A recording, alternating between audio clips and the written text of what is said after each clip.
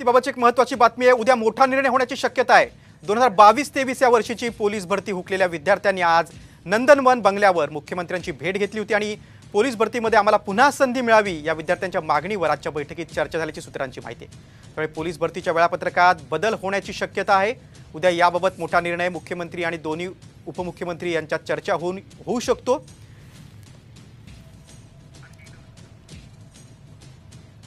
Police भरतीची संधी वयामुळे ज्यांची संधी हुकलेली आहे त्या सगळ्या तरुणांनी आज मुख्यमंत्र्यांची भेट घेतली। यावेळी मुख्यमंत्र्यांनी या तरुणांना आश्वासन दिलेले आहे की मी निर्णय घेईन आणि त्यामुळेच आता 2022-23 या वर्षाच्या पोलीस भरती ज्यांची हुकलेली आहे त्या तरुणांबाबत आता महत्त्वाचा निर्णय राज्य सरकार घेऊ शकतं। पोलीस भरतीमध्ये पुन्हा संधी मिळावी यासाठी विद्यार्थी आंदोलन देखील करतायत।